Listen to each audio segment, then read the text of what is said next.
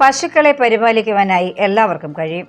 എന്നാൽ പശുക്കളെ അറവ് കത്തുമുനിയിൽ നിന്നും രക്ഷിച്ച് അവരെ സുരക്ഷിതമായി സംരക്ഷിക്കുവാനും തീറ്റ നൽകുവാനും ഗോക്കളുടെ ശരീര വൈകല്യങ്ങൾക്ക് വേണ്ട ചികിത്സ നൽകുവാനും പരിപാലിക്കുവാനും ഒരു മനസ്സ് വേണം.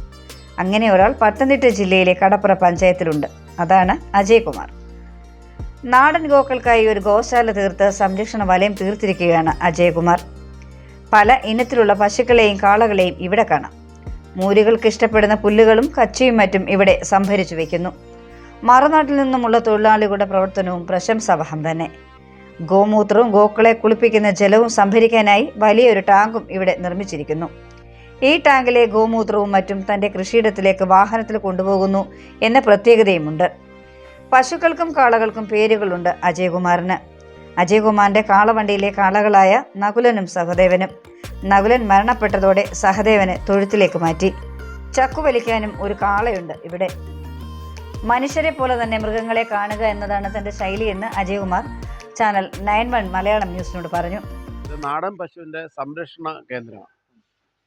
രണ്ടും രണ്ട് സെഗ്മെന്റാണ്. ഒന്ന് നാടൻ പശു, മറ്റേ ഗോശാല എന്ന് പറയുമ്പോൾ വ്യവസായം മിൽക്കി കൗവിനെ വളർത്ത് എടുക്കുന്നതിനാണ്. അതിൽ തന്നെ അവിടെ തന്നെ വ്യത്യാസമുണ്ട്. ഇതെല്ലാം പ്യുവർ ഇൻഡിജിനിയസ് ബ്രീഡുകളാണ്, നാടൻ പശുക്കളാണ്.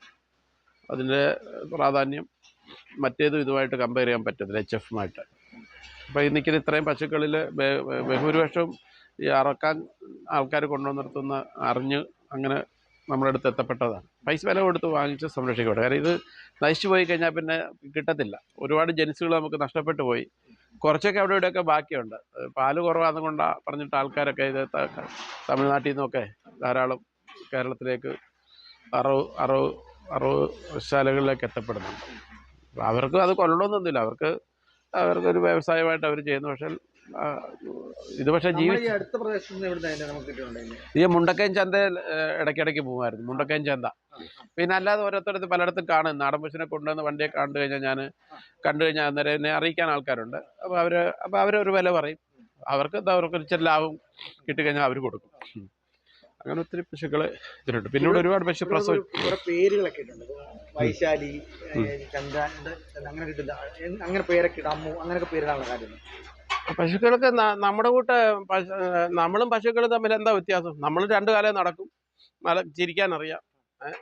നമ്മളും പശുക്കളും ഈ മൃഗങ്ങളും എല്ലാം ഈ സസ്യങ്ങളെല്ലാം നമ്മൾ തമ്മിൽ വലിയ വ്യത്യാസമൊന്നുമില്ല. നമ്മളും ഈ പ്രകൃതിയിലെ ഒരു ജീവി പോലെ തന്നെയാണ്. അപ്പോൾ അവർക്ക് പേരിട്ട് കൊടുക്കും. നമ്മുടെ പൂർവികരെല്ലാം പശുവിനെ വളർത്തി ജീവിച്ചല്ലേ. അപ്പോൾ അന്നൊക്കെ ആ പശുക്കൾക്കൊക്കെ പേരിടത്തില്ലേ? നമ്മൾ പട്ടിക്ക് പേരിടത്തില്ലേ? പൂച്ചയ്ക്ക് പേരിടത്തില്ലേ? ഇല്ലേ? എല്ലാത്തിനും നമ്മൾ വീട്ടിൽ വളർത്തുന്ന മനുഷ്യൻ തൻ്റെ ചൊൽപ്പടിയിലേക്ക് കൊണ്ടുവന്ന എല്ലാ മൃഗങ്ങൾക്കും ജീവജാലങ്ങൾക്കും പേരിട്ടിട്ടുണ്ട്. അപ്പം ആ പശുക്കൾക്ക് നമ്മളൊരു പേരിട്ടു, അതിനെ അറിയണം ഇന്നതാണ്. അപ്പം ഇവിടെ എല്ലാം ഒന്നും അറിയത്തൊന്നുമില്ല. അപ്പം നമ്മൾ വീട്ടിലൊരു 5-6 വളർത്തുന്ന പോലല്ലോ. ഇവിടെ ഒത്തിരി പേര്. ഞാൻ ഇവിടെ പേരിട്ടതിൻ്റെ ഒരു ലക്ഷ്യം എന്ന് പറഞ്ഞാൽ അത് ഇന്ന പശുവാണെന്നറിയാം. അതിൻ്റെ പെഡിഗ്രി അതിനെ നമ്മൾ ക്രോസ് ചെയ്യിച്ച് കാളെ വിട്ട് അപ്പോൾ ഇന്നാരാണ്, അപ്പോൾ നന്ദിനിയാണ്. ആ നന്ദിനി എന്നാണ് കൂട്ടത്തിൽ വിട്ടത്.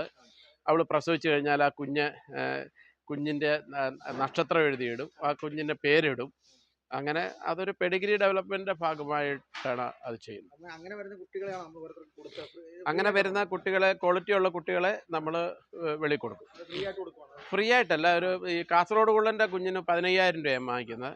അതിൻ്റെ കൂടെ ഒരു കാളയും കൂടെ അവർ കൊണ്ടുപോകണം. കാളയ്ക്ക് 10,000 രൂപ. അങ്ങനെ 25,000 രൂപയ്ക്ക് ഒരു കാളെ അതിനെ അവർ സംരക്ഷിക്കണം. അവർ ബോണ്ട് എഴുതി തരണം, ഇതിനെ ഞങ്ങൾ കൊല്ലാൻ കൊടുക്കത്തില്ല എന്ന്, ഇതിനെ സംരക്ഷിക്കുമെന്നും. പിന്നെ ആ കൊണ്ടുപോകുന്നവർ കർഷകരും കൂടെ ആയിരിക്കണം. കാര്യം ഇത് കൊണ്ടുപോയിട്ട് പാല് കറന്ന് അവർക്ക് ലാഭം ഉണ്ടാക്കാൻ സാധിക്കത്തില്ല. കാര്യം ഇതിന് 1 ലിറ്റർ 1.5 ലിറ്ററൊക്കെ പാലെല്ലാം ഉള്ളു. അവർക്ക് കിട്ടുകയും ചെയ്യും. അതിനോടൊപ്പം അതിൽ ശ്രേഷ്ഠത എന്ന് പറഞ്ഞാൽ അതിൻ്റെ ഗോമൂത്രവും അതിൻ്റെ ചാണകവും. അതുകൊണ്ട് അവർ കൃഷിയൂടെ ചെയ്യുന്നതാണ് കുറച്ച് ഭൂമിയുള്ളവർക്ക്. അതുകൊണ്ട് ഇപ്പോൾ 1 ഏക്കർ പശു, 5 ഏക്കർ ചെയ്യാൻ നമുക്കൊരു പശു മതി, 1 ഏക്കറിൻ്റെ രീതി. അപ്പം ഞാനതിനെ വേണ്ട 2 ഏക്കർ ചെയ്യാമോ ഒരു കൊച്ചു. ഇപ്പോൾ 675 700ഓളം പശുക്കളായിപ്പോൾ.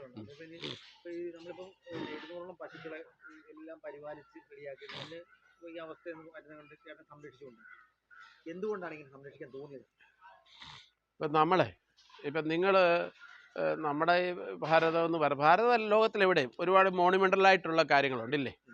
എത്രയോ ക്ഷേത്രങ്ങളെ, പള്ളികളെ, ഒരുപാട് പാലങ്ങളില്ലേ? ഇതൊക്കെ നമ്മളാരെങ്കിലും ഉണ്ടാക്കിയതാണ്? നമ്മുടെ പൂർവികരുണ്ടാക്കിയല്ലേ. ഇന്നും നമ്മൾ അവിടെ ചെല്ലുന്നു. ഉദാഹരണത്തിന് ഈ പ്രളയം വന്നപ്പോൾ ആറന്മുള അമ്പലത്തിൻ്റെ തട്ടിലായിരുന്നു ഏതാണ്ട് 3000-ഓളം ആൾക്കാർ കയറിയിരുന്നത്. 17 പടി വരെ വെള്ളം കയറി. അപ്പം ഒരു 10-2000 വർഷം മുമ്പേ ആ ക്ഷേത്രം പണിഞ്ഞപ്പോൾ അത്ര ഉയർത്തി പണിഞ്ഞതുകൊണ്ടാണ് അത്രയും ആൾക്കാർ രക്ഷപ്പെട്ടത്. എന്ന് പറഞ്ഞതുപോലെ ഈ പ്രകൃതിയെ നമുക്ക് സംരക്ഷിക്കണം. പ്രകൃതിയുടെ ജൈവ ഘടനയ്ക്ക് മാറ്റം ഉണ്ടാകുന്നു. ബയോഡൈവേഴ്സിറ്റി നഷ്ടപ്പെട്ടു പോയി. നമ്മുടെ പലതും നമുക്ക് സമൂഹത്തിൽ നഷ്ടപ്പെട്ടുകൊണ്ടിരിക്കുക. ഉദാഹരണത്തിന് നമ്മുടെ നീർക്കോലി പാമ്പിനെ കാണാനില്ല, കുറവാണ്. പച്ചിലപ്പാമ്പിനെ കാണാനില്ല, ഉണ്ടോ? പലതരം മാക്രികൾ, തവളകളുണ്ടായിരുന്നു, അതിനെ കാണാനില്ല. പലതരം പാമ്പുകളെ നമുക്ക് നമ്മുടെ മുമ്പിലുണ്ടായിരുന്നു. ഇപ്പോൾ ഒന്നിനെ അപ്രത്യക്ഷമായിക്കൊണ്ടിരിക്കുക. കിളികൾ നമുക്ക് നഷ്ടമായിക്കൊണ്ടിരിക്കുന്നു, എലികൾ നഷ്ടമായിക്കൊണ്ടിരിക്കുന്നു, അല്ലേ? അതുപോലെ ഒരുപാട് സ്പെഷ്യലായിട്ടുള്ള ഫിഷസ് നമുക്ക് നഷ്ടപ്പെട്ടുകൊണ്ടിരിക്കുക. സസ്യലതാദികൾ നിരവധി നഷ്ടപ്പെട്ടുകൊണ്ടിരിക്കുന്നു. അപ്പോൾ ഇതിനെയൊക്കെ വീണ്ടെടുക്കുവാനും അവരുടെ ആവാസ വ്യവസ്ഥയ്ക്ക് നമ്മുടെ നാടൻ പശു അനിവാര്യമാണ്. ചാണകത്തിൽ നിന്നും ചന്ദനത്തിരയും വിറകും ചാണവരളയും അടക്കമുള്ള സാധനങ്ങൾ ഉണ്ടാക്കുന്നു.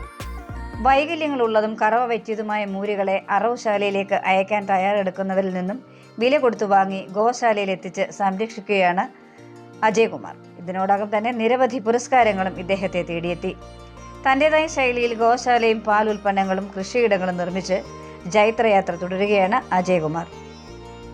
9 1 മലയാളം ന്യൂസ്, തിരുവല്ല.